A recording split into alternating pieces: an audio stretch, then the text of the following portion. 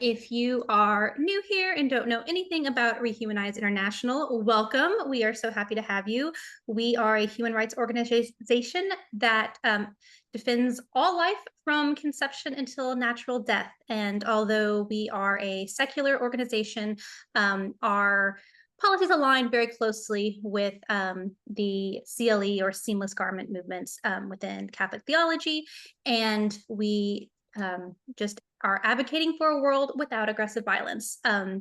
This speaker series, we're talking to a lot of people from a lot of different walks of life about how they are doing something, I guess, to make the world better, really is the best way of putting it, what their work is, no matter what that looks like. And so today we have Sister Allison, who is a media nun and author, and she is going to be talking about her work and how she incorporates some of those themes and just a little bit about that process. So I'll allow her now to introduce herself. Yeah. So, as Lauren mentioned, my name is Sister Allison. I'm a daughter of St. Paul. And if you don't know anything about the Daughters of St. Paul, you should know that our nickname is the Media Nuns. And that's because Lauren was asking me ahead of time, like, well, why are you called that? And I'm like, well, it's because our mission from when we were first founded in 1915 has been to work in the media to share the gospel of Christ with as many people as possible. And so originally, in the very beginning, early days, that meant mostly book publishing and newspapers. That was pretty much the only media that was out there. But as newer forms of communication were invented, we also got involved with those. And so we do a lot today with social media and digital media, but we are still involved in traditional book publishing as well. We have a publishing house, Pauline Books Media. I am one of our acquisitions editors there at the publishing house, and I am also an author myself. So I write Catholic books for children and young adults. And my most recent book, I don't know, it might be really small on the screen, but I have a copy here. It's called The Curse He Chose, and it's vampires, which a lot of people kind of get surprised when they hear that a nun was writing about vampires. But I'm going to talk a little bit more about that tonight. So I was asked to be here to talk about storytelling to rehumanize, the intersection between consistent life ethic and fiction. And so I just want to start by saying that, like, I've been writing books for 10 years, but I've been reading and studying stories my whole life. And like I mentioned, in my congregation, the Daughters of St. Paul, it's our mission to evangelize through all forms of media.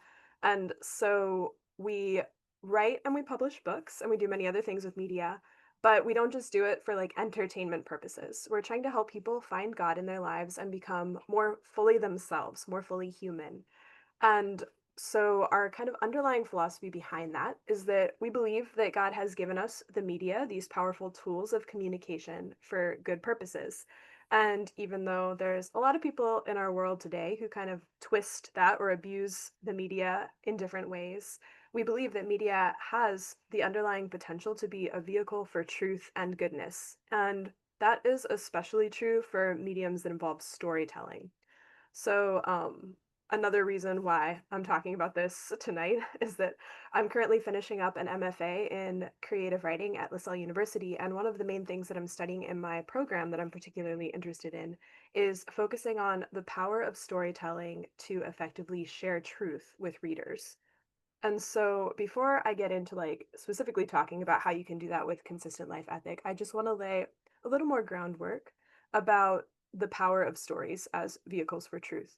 Because when we look at sharing values that are important to us, the people in our world today need to hear, storytelling can be a great help to that, or it can be a great hindrance depending on how it's used. So I think a basic thing to keep in mind is that stories are so powerful because they don't just touch our minds. Like, we're not just thinking about things intellectually, they also touch us in our hearts in an emotional level. And so we get invested in the characters. We care about what's going to happen in the story. We really have strong emotions sometimes related to the stories. And because we're also making judgments about the stories and forming opinions about things, it's also exercising our will, our ability to make judgments and choices. And so, in that way, stories are really engaging the whole of who we are, like our mind, our will, and our heart. And that's powerful stuff.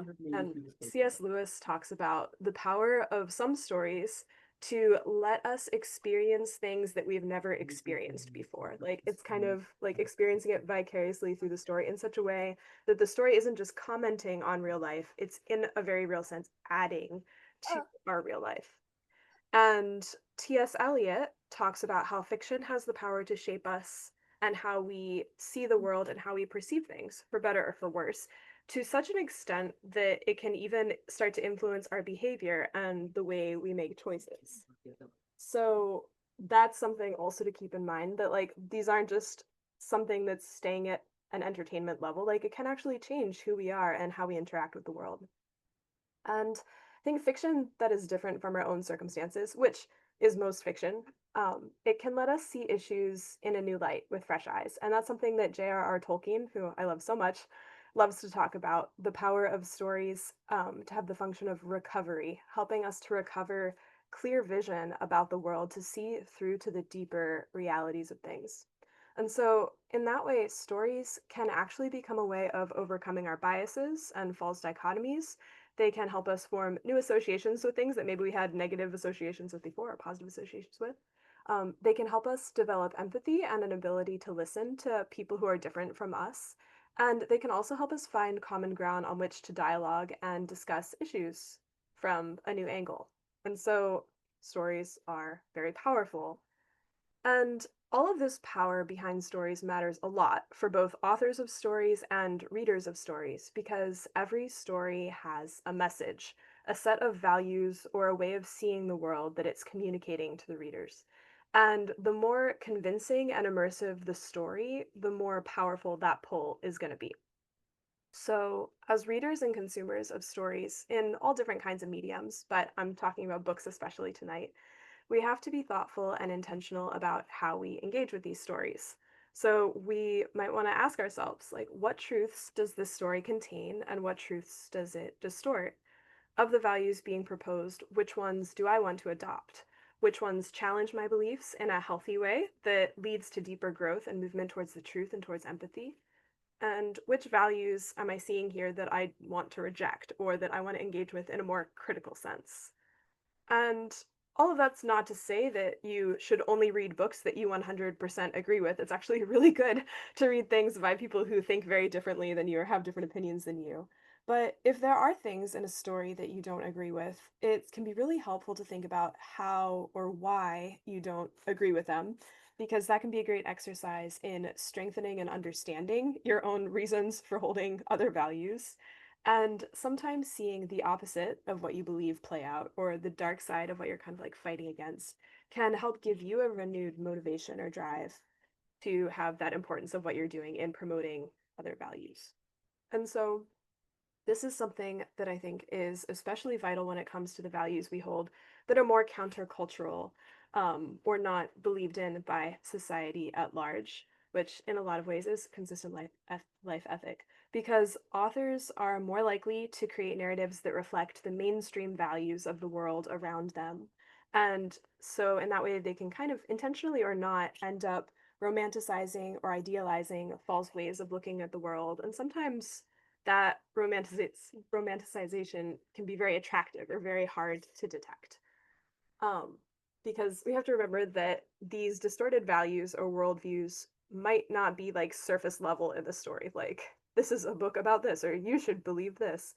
There are many ways to communicate themes and ideas through stories, and some of those are in the subtext, kind of below the surface, or maybe they play out in the consequences of character actions rather than directly in dialogue or in like the chapter headings or something. So we have to be aware of that, think about it, and look at it.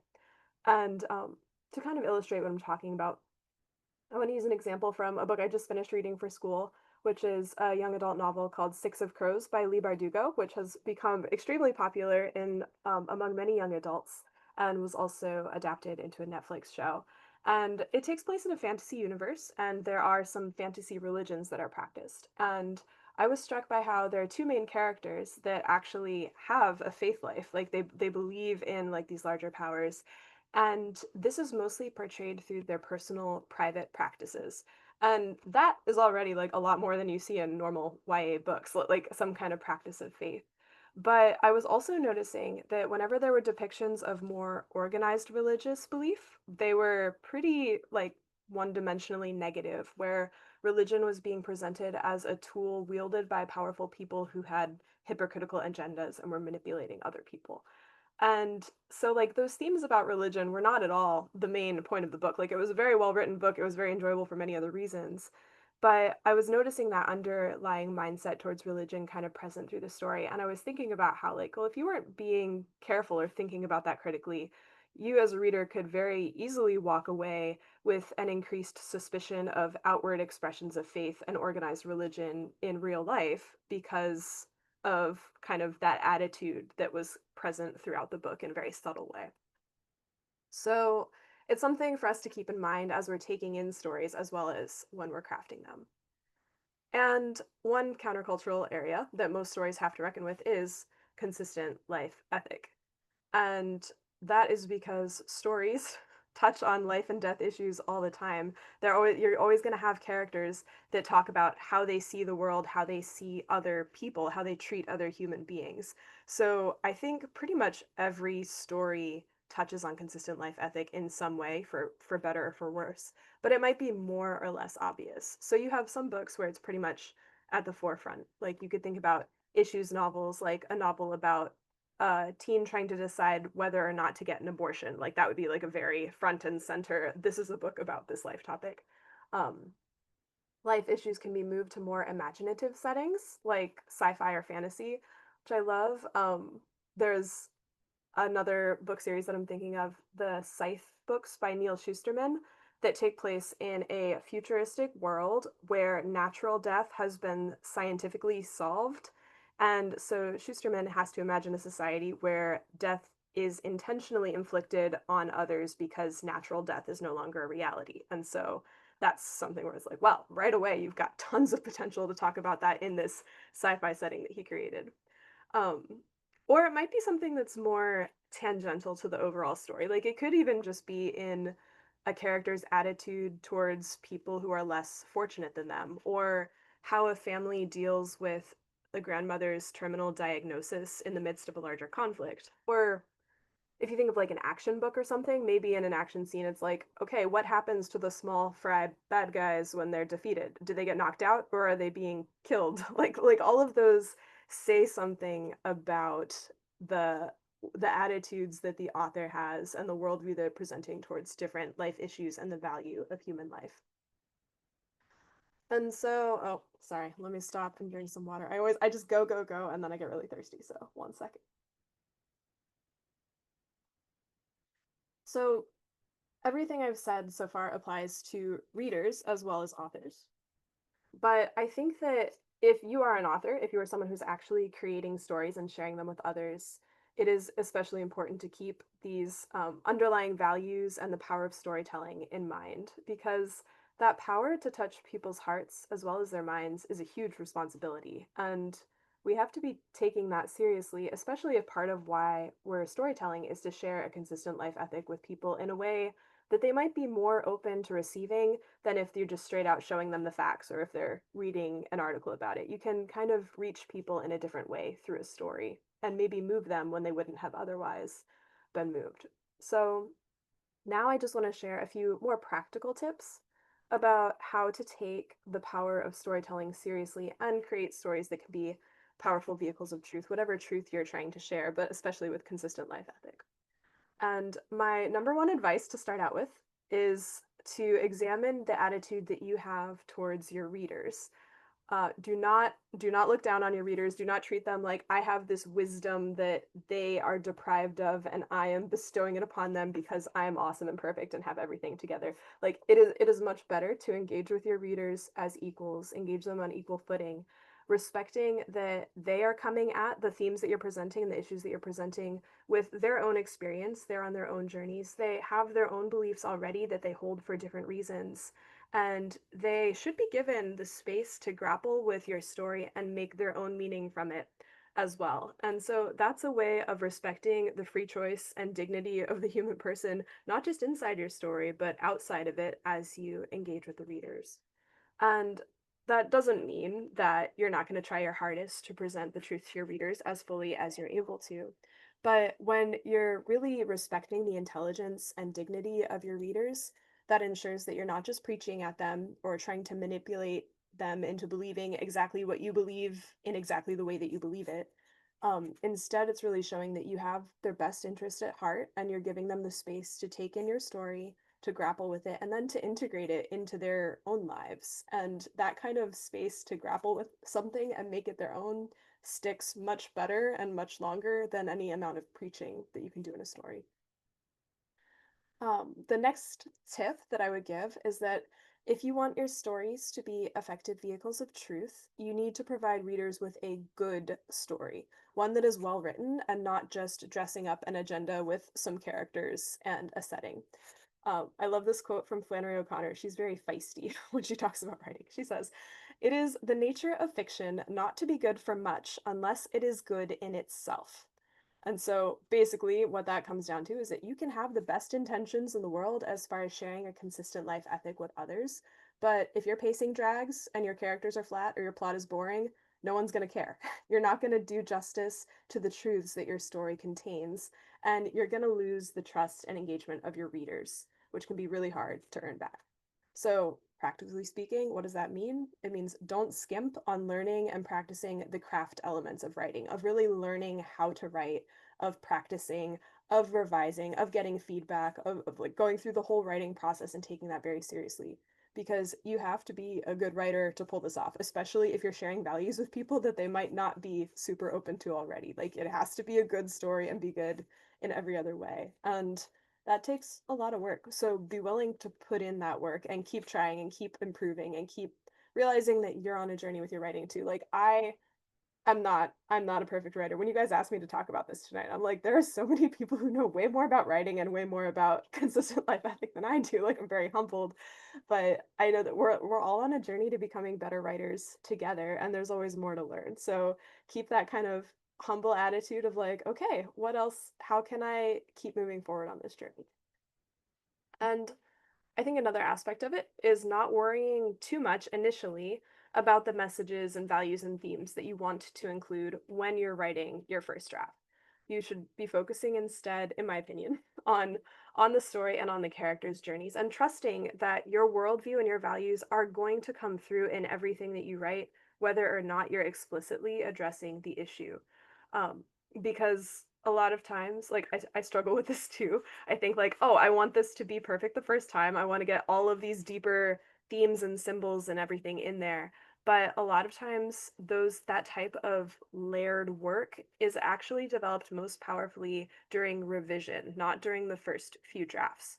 And so remember that even as you're writing the first thing or even like going back over it the second time, that you can always go back and develop something more or bring something out more thoroughly and you can change it if you want to. Like, get it on the page and then you can worry about it later.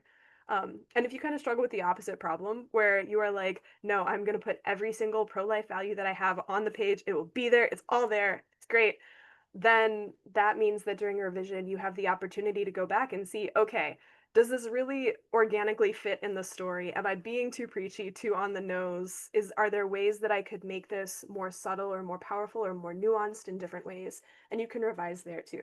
So basically that comes down to don't judge yourself when you're just writing your first draft. And remember though to go back then and not just leave it at the first draft, to keep on working at it and bringing out those deeper messages that you want to more intentionally as you revise. And going along with this, I think it's important to not be afraid to pose questions without explicitly answering them or feeling like you're obligated to provide only one cut and dry answer. Again, Flannery O'Connor likes to talk about how fiction, like sometimes people go to fiction expecting like an answer, like with a capital A. It's like there isn't any. That's not the point of fiction. The point is to ask the questions and get readers to ask the questions and think about it for themselves. So I think that it's important to remember that like real life is complicated and novels have the space to be complicated too. You're not dealing with like a half-hour TV show or even a 2-hour movie. You can have hundreds of pages to develop a theme and come at it from different angles. So, leaving a little bit of ambiguity or acknowledging that there are multiple perspectives on an issue really can strengthen the story overall because to the readers, it's going to feel truer to real life. So, it's going to seem more authentic to them and to their own experiences. And it's also going to lend you greater credibility as an author. They're like, okay, well, they realize that this is complicated, that this is messy, that there's some gray areas here. And so they're gonna trust you more to kind of go along with it and see where you're going with it. And it also allows, like what I was talking about earlier, that giving readers that space to grapple with the story a little bit more, like leaving it a little ambiguous or showing things from multiple perspectives. All of that can really help readers um, enter into the story more deeply, but at their own pace, which is really important.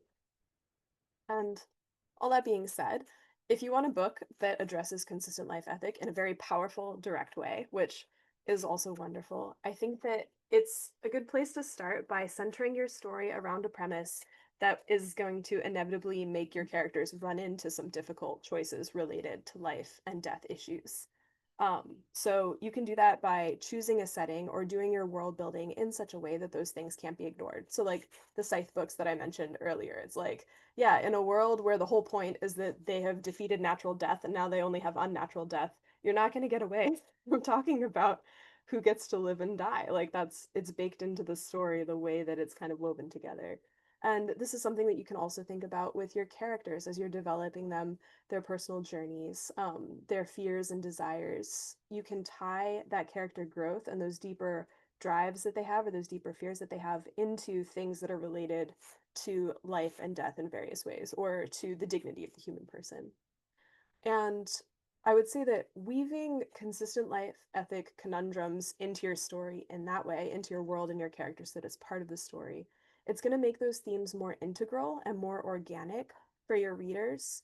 And so that's going to make it something that doesn't feel forced or tacked on at the end. It's like it has to be there. And like if it was taken out, the story would fall apart. I think I heard someone tell me once that like if you really want to make sure that the Catholic themes in your story or the pro-life themes in your story are not taken out by an editor from a publishing house who doesn't like it, make it so that if they took it out, the story's gone. Like, and it has to stay there because it is the story. It's part of the story. And I think with all of this, with when you're designing your characters, when you're figuring out your world building and everything, it's really important to just get creative with it. Have fun. There are so many genres out there. There are so many different types of stories and different types of characters and different tropes that you can play with.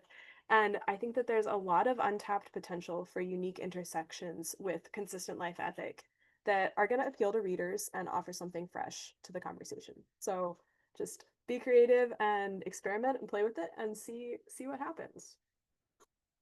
So, I was actually asked to talk about my own books, and I haven't done that yet.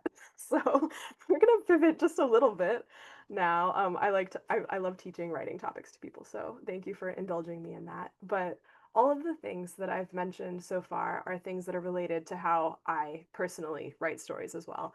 I am not the kind of person who plots ahead of time or thinks about the issues or themes that I want to address and then tries to come up with a story or a premise to match it. Some people can do that, and I'm a little bit jealous of people who can do that. But for me, I tend to start with an idea for a character or characters and a scenario that those characters are stuck in, and then just kind of naturally see where the story goes from there. So, my vampire novel, The Curse He Chose, started with the idea of a vampire who is developing a conscience and hates that he is developing a conscience. So he's trying to reconcile the fact that the whole of what vampires are is monsters who prey on people for sustenance with the way that he's becoming tired of violence and feeling more and more reluctant to hurt people to serve his own ends. So, right away, with that kind of premise, vampires have a ton of potential for consistent life ethic discussions because questions of life and death come up a lot for vampires, for what they are and how they operate. And I specifically did my world building to bring out some of those life and death issues even more starkly than most vampire books do. So, for example, vampires in general feed on human blood. That's like one of the only basic definitions that most people agree on for vampires. They feed on human blood. But in my story, it's not just the blood itself that is sustaining them. They have to actively take that blood from a living person because in my story, it's the actual act of stealing life from others that is nourishing them. Because it's really twisted and really evil, and that's part of it. So by having a world building tenant like that, it immediately cuts out all of those nice plot options that kind of disguise the reality of it. Like, they can't just go to a blood bank, they can't just drink blood from animals. Like, no, they have to be like actively hurting someone. And so that brings to the forefront the horror of what vampires truly are. And it's forcing the readers and the characters themselves to ask questions like, is it right to take someone else's life or hurt someone in order to save your own life or help yourself?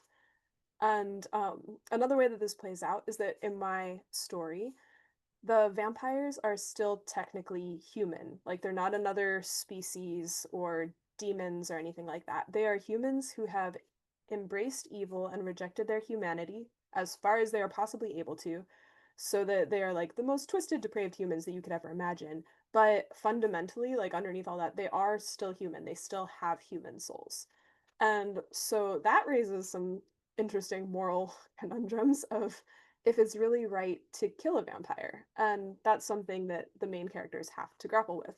There's one character, Christopher, one of the main characters, who does not feel any remorse when a vampire dies. He's like, they deserve it. They were asking for it. They would have done more evil if they could have. We should be happy that they're dead.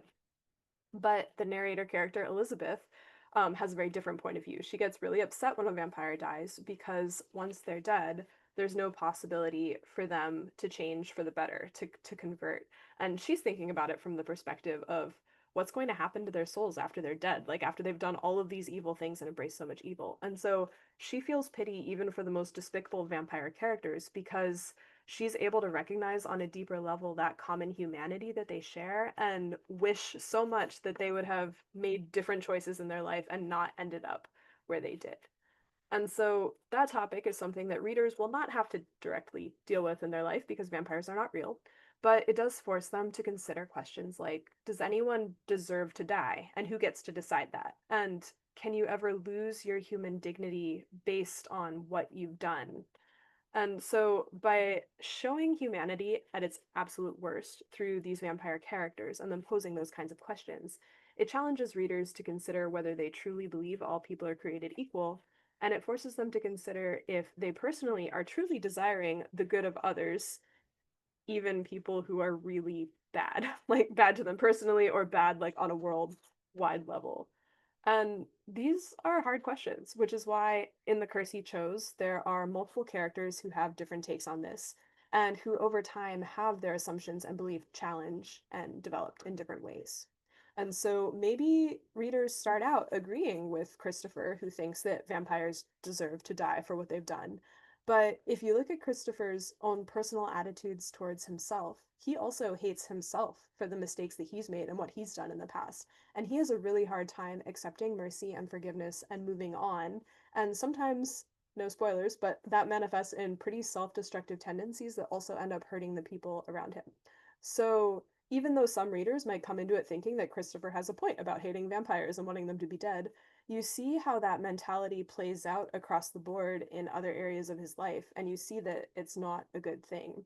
But throughout the trilogy, because it is a trilogy of books, you also see Christopher's journey of moving beyond those toxic mindsets and learning how to accept and forgive himself and others and like develop empathy towards other people, even people that are pretty bad that he disagrees with. And because fiction has that power to move mind, heart, and will, readers also get to kind of vicariously experience that with him. They get to come along on his journey and also grow with him. So there are a lot of different moments like that in The Curse He Chose, and I'm sure we'll get to talk about some of those more in detail where consistent life ethics shines through. But in my stories, it's not always obvious, it's not on the surface level, and it's not always handled in a way that readers might expect. And that's part of what makes it fresh. It allows readers to grapple with these issues in a way they might not have been interested in or willing to engage with if it was presented more directly as like an argument for why the death penalty is wrong, for example. And the feedback I'm receiving so far from readers has been really encouraging on that front. Like most people, the first thing they tell me is that they love the characters and they couldn't put the book down. But I've also had a number of people share that they love how this unique take on vampires breaks open so many different important issues in a unique way and really made them like stop and think about things on a deeper level. And I just wanted to share that I had one young man reach out to me and share how Christopher's struggle, the main character's struggle, to accept forgiveness and the value of his own life despite his past mistakes had helped this young man realize that his own past mistakes didn't have to define him, that he could embrace life and change for the better and move on. And for me as an author, like that is the most beautiful, valuable thing that I could hope for from my stories, that they're truly changing people's lives and encouraging them to embrace the truth and live their own lives more fully. So that's what a good story can do when we weave in those values that are important to us. And then when we have the courage to share that story with others, because that's a scary step too, to let it go out into the world outside of our control and make a difference in places where we might never personally be able to go. So that's all I got right now. I think, Lauren, I just talked a lot at you all. I'm sorry that was so. No, it was wonderful. You had so many great insights. I was like, oh yes, you taking notes on all of this because there was so much that you said that I thought was extremely helpful, just writing in general, but specifically writing about issues like this. So thank you so much for that and for also introducing your book because yes, as I was reading it, I did have it. I told her earlier, I was like, I had the book and I didn't grab it, but I realized it was just in my bag next to me. So I was able to grab it and have it right here. That as I was reading, there were so many places where I was like, CLE spotting, I was like, yes, I see what you're doing there. And yeah, I think the first was with Christopher grappling with despair is something that is such a common human experience and such a common experience that we think about kind of tangentially when we're talking about life issues almost. It's like, I think that a lot of us have this experience of we are fighting for everyone's life except for our own. We kind of like, relegate down a little bit. And, we talk a lot about preventing euthanasia and that sort of thing. But having this kind of like low level despair that's leading him to self destruction is something that I think is very relatable to people generally. And also something that, from a consistent life perspective, is so important to talk about that, like, you are also people, your life is also very valuable. And having those feelings of despair, while is very um, kind of universal, is also something that has to be fought against actively. And so having a character who is dealing with that, and from a perspective of like, he's literally a vampire who has done terrible, terrible things, way worse things than any of us as, actual humans have been guilty of. So you get it, but also like even he is capable of redemption, and showing that I thought was a really interesting thing. So I don't know, would you like to talk a little bit about kind of how you were conceptualizing Christopher as a character and how that played out, just without giving out too much of the story in the plot? It's tricky not to give away the plot. I know. Sorry. Yeah, As much of the Christopher. plot as you want, I guess. You're the author. You can choose how much you want to say, but Yeah, Christopher really surprised me as a character because he came to me as one of those characters who's like already fully formed and doing stuff, and I'm like, oh, I better follow him around to see what happens in this story. And I did not initially, as I was writing the early drafts, pick up on just how much he was struggling with like staying alive and thinking that he was worth staying alive. Because when I was initially writing it, I was seeing the things he was saying or like the actions that he was taking that were like pretty reckless or pretty putting himself in harm's way or valuing other people way far above himself. Um, and it was actually during one of the early edits with the editors from my publishing house, Pauline Books Media, when one of the editors pointed out to me, it was like, he is showing a lot of signs of someone who has suicidal ideation. And I was like, yeah, yeah, he is. And because the book is from Elizabeth's perspective, I hadn't actually been writing out Christopher's thoughts. But when I stopped and looked at scenes more closely, I was like, yeah, that's something that he is struggling with in a very real way. And so that was something that, with my editor's help, I was able to look at more intentionally throughout the story, bring that out a little bit more so that it's something that the characters kind of explicitly call out and address.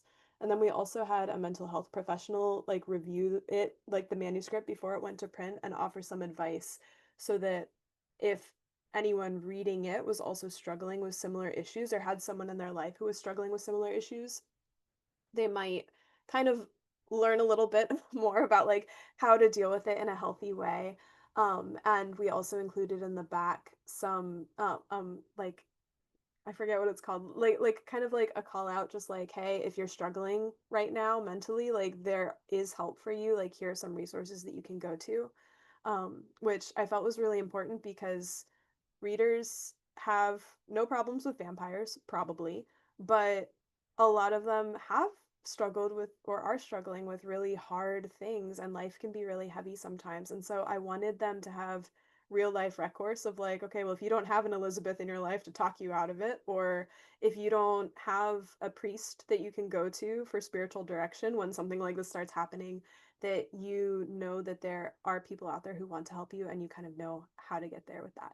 So, yeah, Christopher is one of those characters that he really surprised me because I was originally engaging with him on a surface level, but when I started writing his story more and digging deeper into his character, I was like realizing like, nope, you have a lot going on here, and this is way longer than what's going to be fixed in one book. Like this needs a trilogy for your whole character arc. Yeah, we have a lot to dig in here now, Christopher. It's gonna take some time to get to Healing It's Place. gonna take a couple hundred more pages before Yeah, getting to the yeah. face.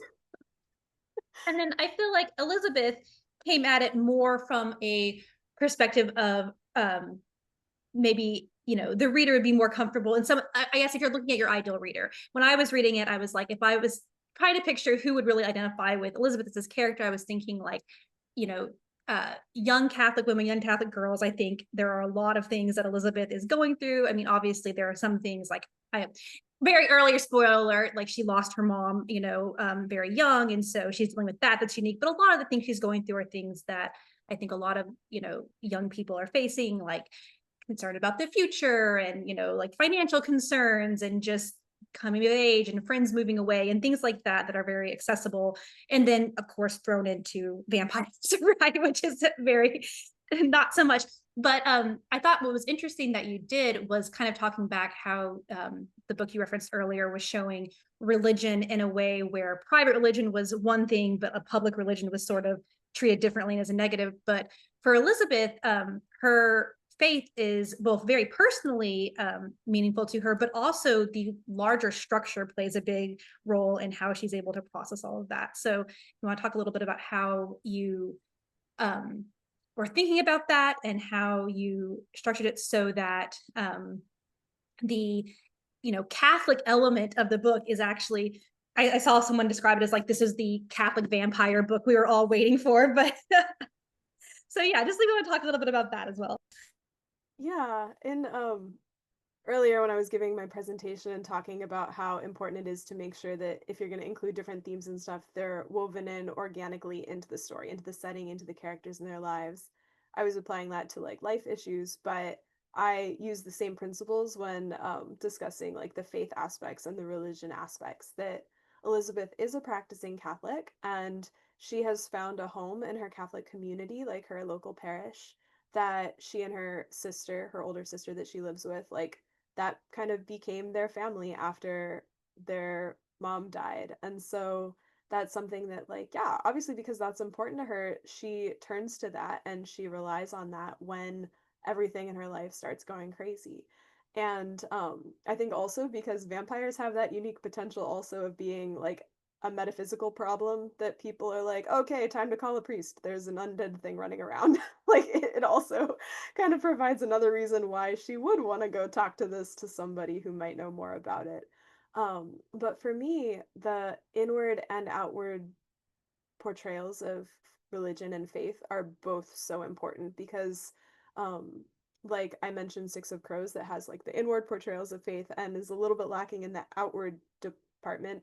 I have also read books that have the opposite thing where like yeah, the character's family like they go to church on Sunday, but that doesn't actually make a difference at all in the character's life or the way that they think about the world or the way that they interact with other people. Like it just kind of seems like it's added on as something the family does, but not something that really shapes the character or determines their values or anything like that.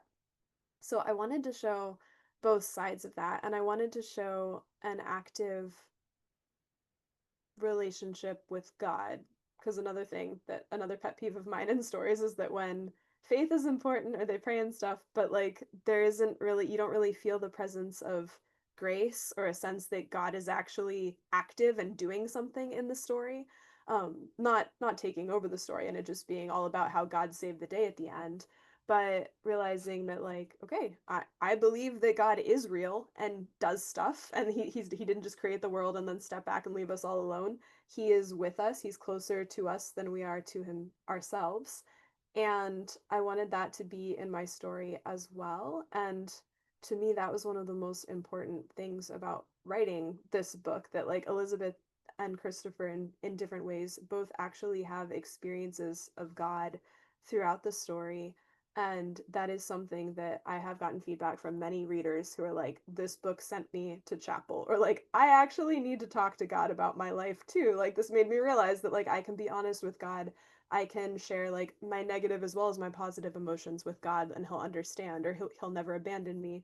Um that aspect of the story was what touched a lot of people most deeply because it meant something for their real life too. That like this wasn't just a fictional God made up for the story, that like the way God operates in this novel is the way he generally tends to do in real life too. And so readers can't meet Christopher and Elizabeth in real life, but they can meet Jesus. So that was something that I was very happy to be able to include in the story so much.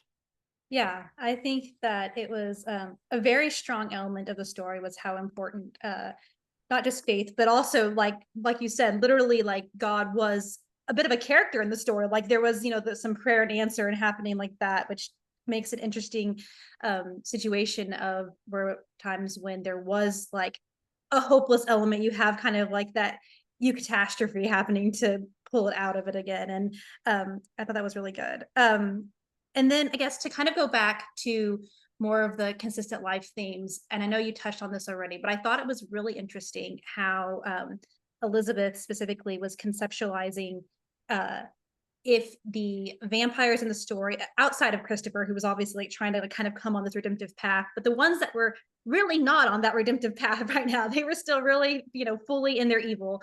Um, if they should die, if it was okay to kill them, if they could possibly be saved, and wrestling with those elements. So, do you want to talk a little bit about how you, as the writer, were wrestling with some of those elements with these very, very bad vampires, but yet, still at their hearts, humans?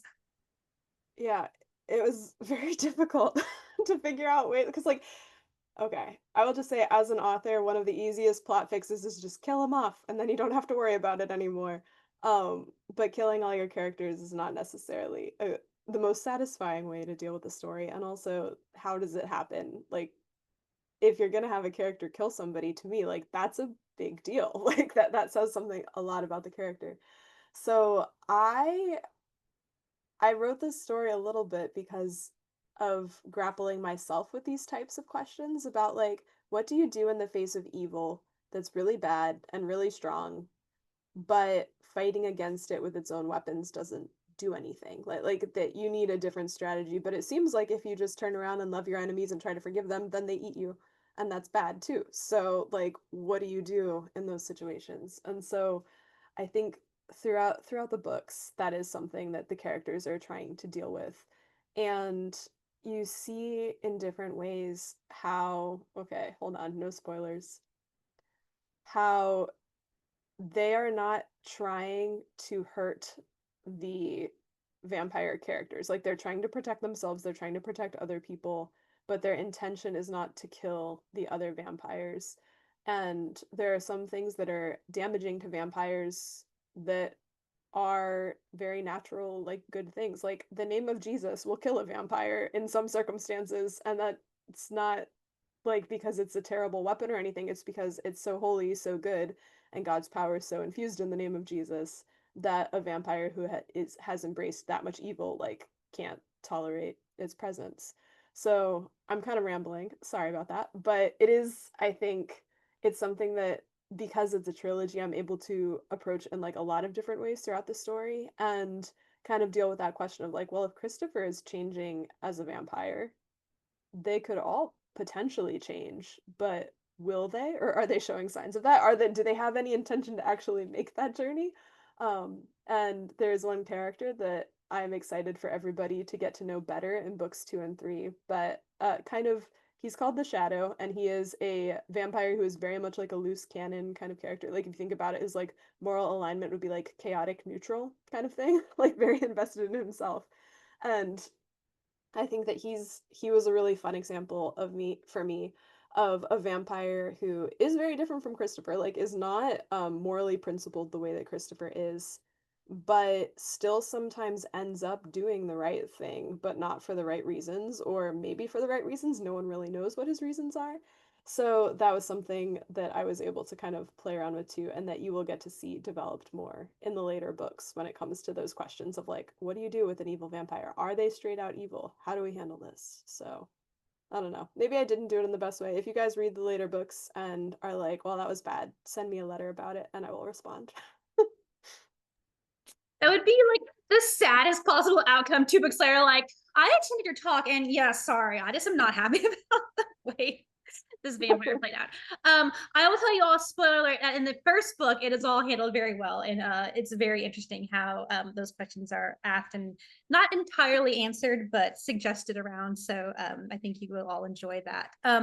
I could keep asking questions, but I'm going to open the floor up to the audience real quick. Does anyone have a specific question that they would like to ask now? You can either come off mute or you can type it in the chat and I'll read it for you.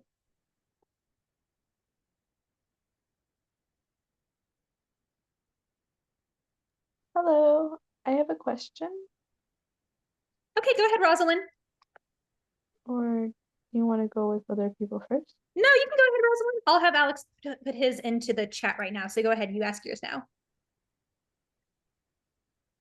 Oh, can you hear me? Yep, you're good. Oh, okay. So, I know it's like a contrast between Christopher, who's a vampire, and Elizabeth, who's a Catholic slash Christian. I'm in a writer who wants to portray, of course, Christians and fictions positively, though I want to talk about, I guess, maybe the element of scandalize, like trying to show people who are imperfect or flawed or who make decisions or have views that are maybe controversial, even if they are still upholding good values, generally speaking. For example, sexuality, which is a very difficult topic, for the world to comprehend. But, like, I guess the handle of realism is the question of how explicit one should be on topics versus um, holding back but not wanting to censor oneself. If you understand, maybe violence is a Yeah. good example for another that's relevant to your novel. It's like you want to show violence, like Flannery O'Connor. You can think of the final scene in A Good Man as hard to find.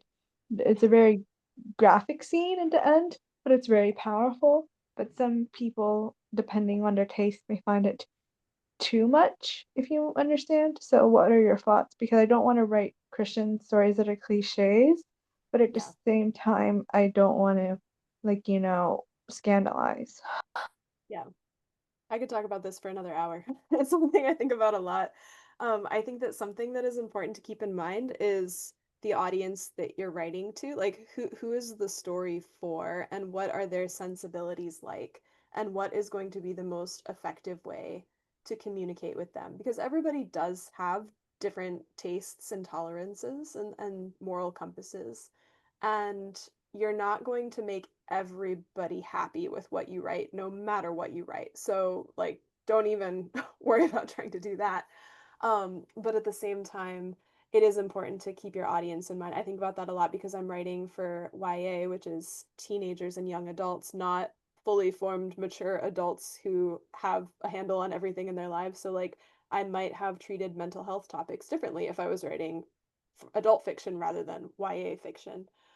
So depending on like your genre, the age, whether you are writing specifically for people who are already Christian or have Christian beliefs, or if you're trying to use it more as kind of like evangelization to reach out to others who might not already share your beliefs or who might be living in a very different world, those are all things to keep in mind. But I think something that you can consider is looking at it on a deeper level when you have kind of controversial content, whatever kind of category it is, whether it's violence or sex or other things, language. Um, how is it coming across in the story? Like, what purpose is it serving? What are you trying to have it do in this story? Because there are like lots of different situations that can play out. Like maybe your bad guy is the one being grotesquely violent in a horrible way, but he's the bad guy, and the whole point is that he's bad and that the characters are trying to defeat him. Whereas if you have the good guys doing that and you're presenting it as a good thing, I would say, yeah, no, that's not great. Don't do that. um it can be very tempting to have our characters try to act as perfect role models, especially we don't want to offend anybody, but that's not true to real life and the real struggles that people have. And it's okay for your characters to make mistakes or have incorrect views about the world and not be corrected right away, or to have weaknesses or temptations or ways that they fail throughout the story, as long as I think they're growing in a good direction, if that's their character arc. If you're telling a depressing story about how they became a villain, I guess that's different. But um, so I think looking at those deeper messages, what they share, I would say to write what a character would do rather than what they should do, because it can feel very unnatural in a story when it's like, oh yeah, they're in this situation where the way that you've set them up, they would totally act this way, and instead, for no apparent reason, they do the textbook morality thing instead. Like that doesn't ring true to readers at all. It's not going to convince a reader who's kind of asking that question or struggling with that topic themselves. Um, but I think what you can also do to try to keep things balanced, or like figure out what like the deeper good messages that you're trying to communicate, is to show characters who have different perspectives on things. Like I it doesn't come up too much in book 1, but in book 2 there are characters who are Catholic who are horrible people, and they use the church as a way of kind of furthering their own agenda. And that is because I didn't want it to seem like all Catholics are perfect individuals and good people, and all non-Catholics are terrible and need to convert and will probably become vampires if they don't. Like that's a false dichotomy. It doesn't ring true to real life or people's experience. It doesn't address the gray areas that people often experience. But in that, I'm also not presenting a story where every Catholic character is bad or just using their faith as a tool for themselves.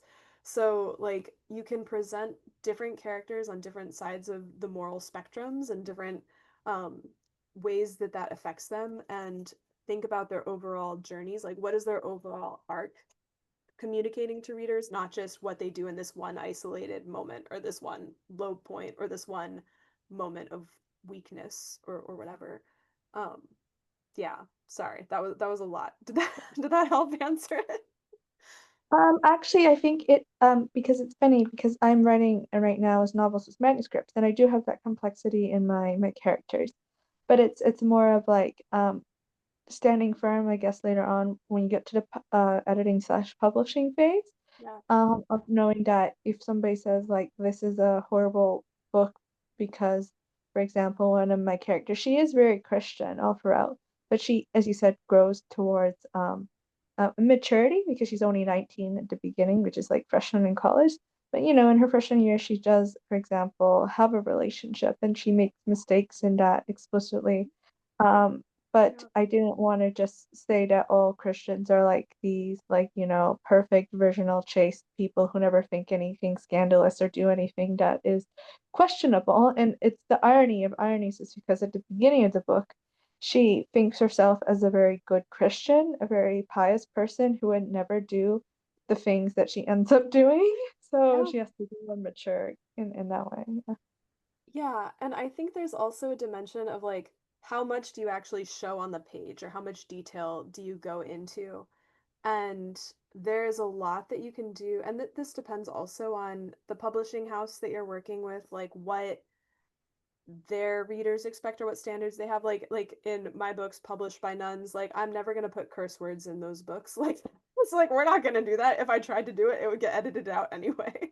But that can also be a creative challenge for me as an author of like, okay, well, how do I show that this character is really, really, really mad and they're not going to use foul language to do that? Or how do you show that something really violent or disturbing is happening without it traumatizing the reader. Like sometimes things can happen off page, or you can do a lot with implication. I've noticed that in a lot of YA books, they do a really good job, whether it's sexual or violent content, of implying that something happened, but leaving it open ended enough or ambiguous enough that the publisher could claim, oh, we didn't technically say that, or that a reader who came across it who was maybe a little bit more innocent or a little bit not ready for that might not even really understand the full implications of what happened, and be able to still read it and enjoy the story. And I think sometimes less is more. Like saying less about what happened can actually say more about what happened. Like there's the concept of narrative restraint in all of that, that when you have to communicate something really hard or emotionally hard, rather than literally narrating everything out, sometimes using metaphor or kind of disassociating the character from the scene a little bit as something is happening to them or as they're doing something, like all of those are different types of approaches that, depending on what's happening in your story, um, might be something that you could look at as well. But just think about what level of detail is right for your story and what will really serve the reader. And if there's something, even if it would be really cool in your story or really helpful, but you really think it's actually going to harm readers, that's when I would really take a step back, pray about it, and see, like, is that what God is inviting me to do here? Is there something else, maybe another way that I could handle this? All right, I'm going to read. Alex has two questions, so I'll read the first one and then go to the second one. So the first one says, something I worry about is how to navigate telling complex stories about dehumanized groups that deserve representation, but many of which I do not belong to, without causing harm with my own biases and imperfections that might shine through. So do you have any recommendations for approaching this? Now, this is a really tricky topic that a lot of people have a lot of different opinions on, and probably no matter what you do, someone's going to get mad about it. But I was glad to have in my grad school program a couple classes about this that were from groups, minority groups, sharing their thoughts about this as writers.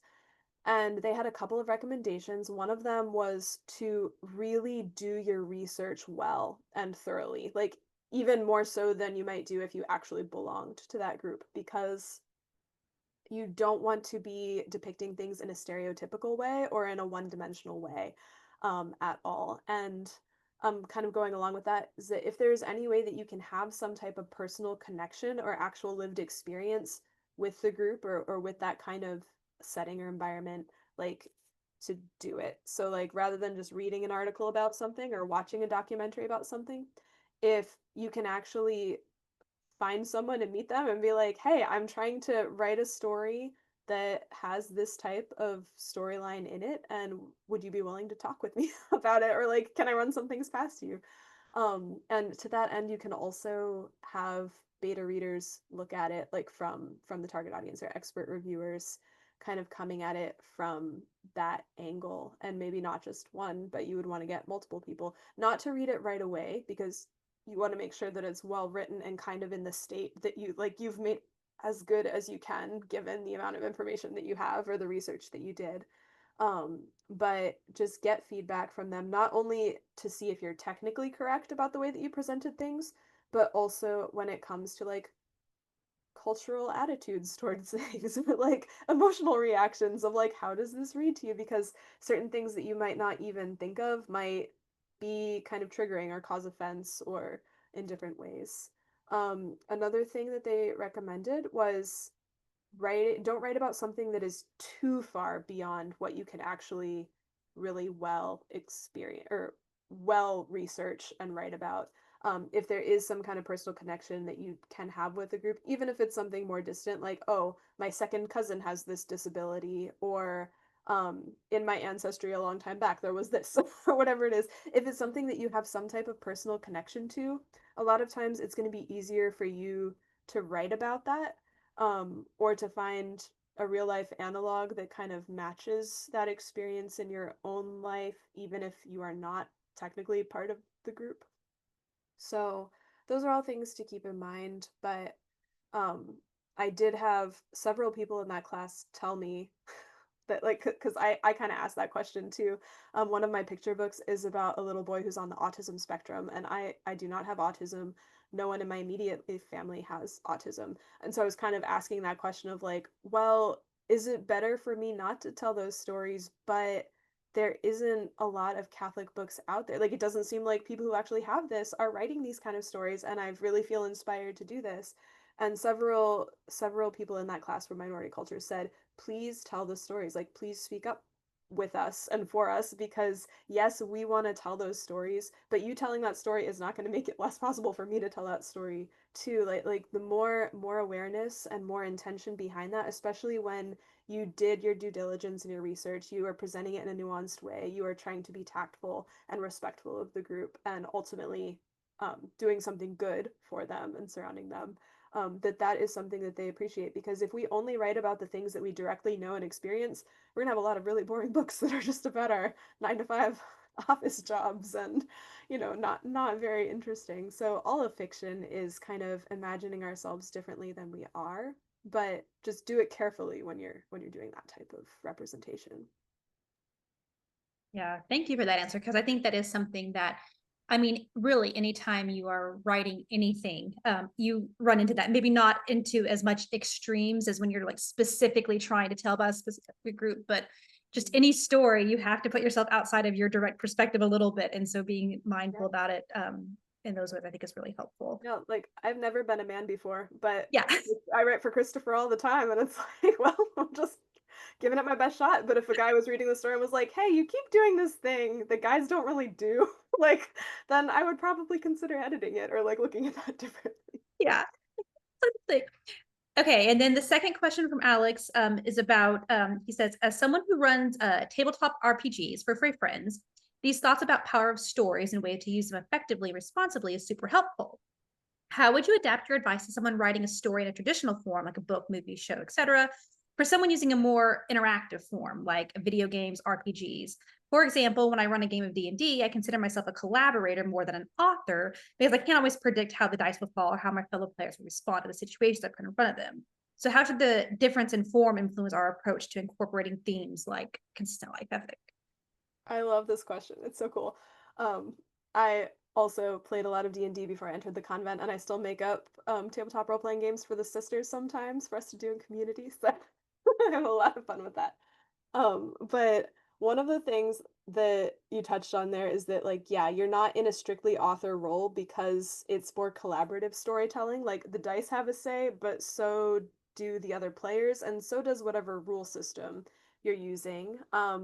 I tend to be a little bit looser with rules in the sense that if I don't like the way something works, I just change it. Which you can do. But I think that one thing, because you can't control your players, and you shouldn't try to, like they should be free to do what they want in the story. But you can look at how the consequences play out for them. Like if they are making morally evil choices or choosing to kill all of the random peasants that they come across or whatever it is that they're doing, you can have that come back to bite them in various ways, showing like what goes around comes around, or like that this is not the right way. And you can reward choices that maybe they decided to show mercy and spare this enemy here, and instead of that enemy coming back to kill them later, it ends up eventually after a long period of time, like Lord of the Rings style, being the piece that they needed to actually accomplish their goal in the end in a way that they weren't expecting. So those are ways that you can kind of maybe think about it, but it's hard because you have to be on your feet about it a little bit. Um, are you someone who writes your own campaigns, or do you use pre-planned campaigns that from other people? Okay, so especially when you're writing your own campaigns, you have a lot more potential, like with what I was talking about with traditional storytelling, of like thinking of premises and settings or situations that would kind of bring these issues more to the forefront. And if it is something that you are using that's kind of already pre-written from someone else, you can look at it ahead of time and see, like, I don't know, if it's a D&D campaign or whatever, where you're looking at it and you're like, I don't really like ultimately what this is saying about morals or about us. You can choose not to play that, or you can tweak it to kind of go the way that you want it to. But I think with video games too, but with tabletop games that are kind of pre-planned campaigns, just keep in mind that because those are written by other authors, all of the stuff that I talked about earlier with it having its own biases and underlying values and messages that it's communicating, like whatever worldview the author had when they wrote that game with how it's going to go, will color the rest of it as well. So you can kind of look at that and be like, okay, is this really what the world that I want to be spending, the story that I want to be spending my time with my characters and with my players, or do I want to, do something different or make my own that is the version that I like of this better? So maybe that's helpful. I don't know. It's tricky.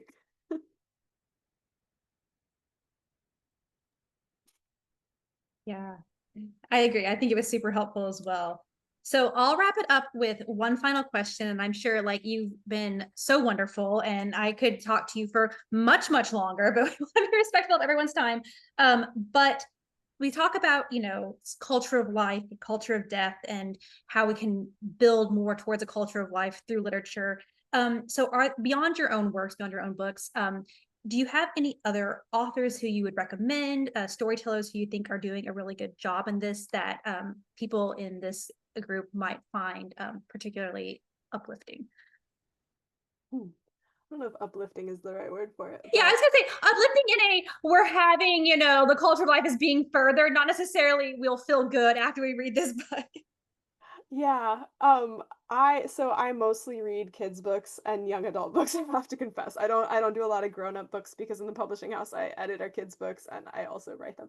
So, but one author, I mentioned him during the talk, Neil Shusterman, he tends to have premises that really grapple with pro-life issues in like the very forefront of the stories in very dramatic, sometimes kind of dark ways, but ways that definitely make you think really hard about the way things are and why they are the way they are. And is also very good at showing characters like changing over time. So Neil Shusterman, like he did the Scythe, the Arc of the Scythe books, which deal with that a lot. I know he also did the series Unwind, which is about a society where basically your organs and everything gets stolen from you if you don't measure up to society in the right way. So like there's a lot of interesting premises that he has. Another author that I really appreciate his work, he's a graphic novelist actually, is Jean Luen Yang, who is the author of American Born Chinese, and he's done many other things, including like lots of superhero comics and things like Superman, which is really cool. But he also writes original stories, and he is really good at sharing stories that have really interesting moral questions, and characters who are he's Catholic, so he writes kind of according to a Catholic worldview, but adds in a lot of traditional Chinese mythology based on his background as well. But he does it in a way that is not preachy at all. Like he's such a master storyteller at getting his books to have faith themes and controversial moral themes or like countercultural values in there. But he's popular mainstream, and so I really admire his work a lot and have enjoyed everything that I've read by Jean Luen Yang. Thank you so much for that. And thank you for taking the time to talk with us. And again, if y'all have not yet read, hold it up again. The young adult, The Curse He Chose. It's very good. Highly recommend. And I'm excited about it being a trilogy. So I guess just last question, timeline wise. So this just came out fairly recently, the book one, right? So book two, book three, what is that like? Next year, the year after that would probably be coming out, or how quickly can we expect these to be on the shelves? So I don't think I'm allowed to tell you the exact official release date yet, but if you DM me on Instagram later, I can personally tell you guys. But Nice. very early 2026 is when the next one is coming out, and then middle of 2026 is when book three is coming out. They're all written and ready to go. We're just staggering them so we don't hit people with too many vampires at one time. Yeah. That's good. That's what I was looking for. A rough estimate, not, anything So too much. they should all be out by this time next year. Wonderful. And is there anything else you want to leave us with any before we head out? I think just to say, well, thank you for being here tonight and listening to me talk for so long. And please know especially if you're an aspiring writer, but even if you're just an avid reader, that I'm praying for you and the work that you do. And I hope that the stories that you tell can make a lot of good difference in our world and touch a lot of people. Well, thank you so much for that. And thank you for the work you're doing and what you're doing for the world. I think it is also amazing. And for all of you here with Rehumanize, I'll just say that we are having a conference coming up at the end of October, actually it's like October and then the 1st and the 2nd. So we're running right through all houses. So we would love to have you all here either in person, it's in Washington, D.C., or virtually, where we'll be talking about all of these issues and would love to see you there. So thank you all so much.